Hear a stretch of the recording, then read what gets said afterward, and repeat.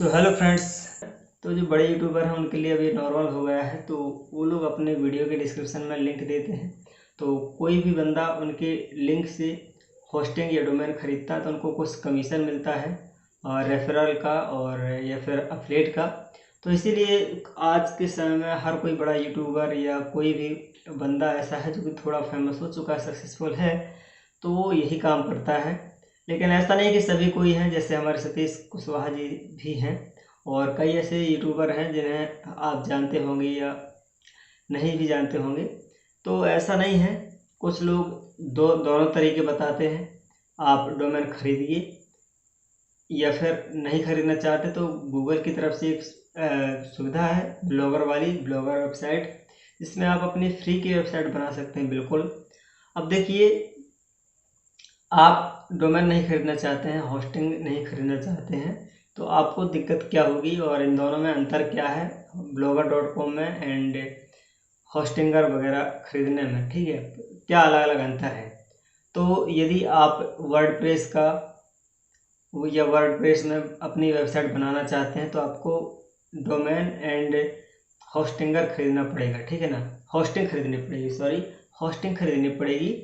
और क्योंकि ब्लॉगर में हमें वेबसाइट बनाना है तो फ्री है, बिल्कुल, होस्टिंग भी फ्री है एंड डोमेन भी फ्री है। बट यहाँ पर अंतर ये आ जाता है कि यदि आप ब्लॉगर में अपनी वेबसाइट बना रहे हैं, अपना ब्लॉग बना रहे हैं, तो वहाँ पर जो ब्लॉग एड्रेस है, ये हम ये कह सकते हैं कि अपना नाम है, अपनी वेबसाइट का नाम है, उसे डोमेन कहते हैं।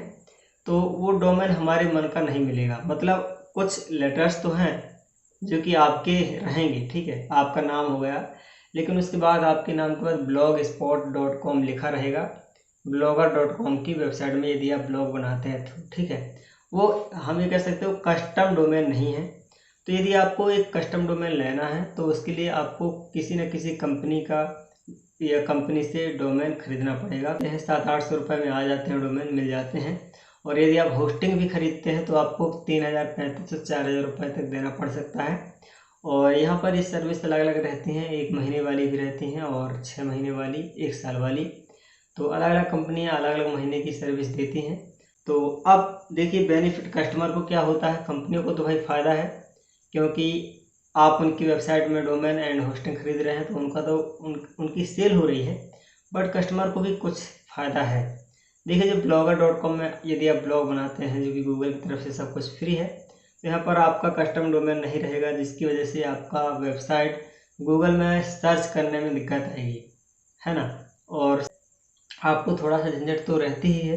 वेबसाइट के अंदर प्लगइन्स होते हैं, प्लगइन्स मिलती हैं। प्लगइन्स का मतलब ये होता है कि जब आप अपनी वेबसाइट के अंदर नई चीज़ ऐड करना चाहते हैं तो हर नई चीज़ के लिए, जैसे कि आप पेमेंट मेथड लगाना चाहते हैं, कोई प्रोडक्ट लगाना चाहते हैं, शेयर बटन लगाना चाहते हैं, डाउनलोड लिंक लगाना चाहते हैं, इस तरह से ये अलग अलग प्रकार के टूल्स होते हैं। यदि आप इनको ऐड करना चाहते हैं तो उन्हीं वेबसाइट के अंदर, यानी कि होस्टिंगर जिस कंपनी का आप खरीदेंगे, तो वर्डप्रेस के अंदर, वो वर्डप्रेस के अंदर सभी सुविधाएं रहती हैं। बट यहाँ पर blogger.com में आपकी वेबसाइट एकदम सिंपल रहती है। आप वहाँ पर आर्टिकल या ब्लॉग लिख सकते हैं, शेयर कर सकते हैं और हेडिंग वगैरह बना सकते हैं। बाकी इसके अलावा फ़ोटो भी डाल सकते हैं, वीडियो भी, ये तो रहता है, कलर वगैरह कर सकते हैं। बट और टूल्स जो होते हैं वो नहीं होते हैं।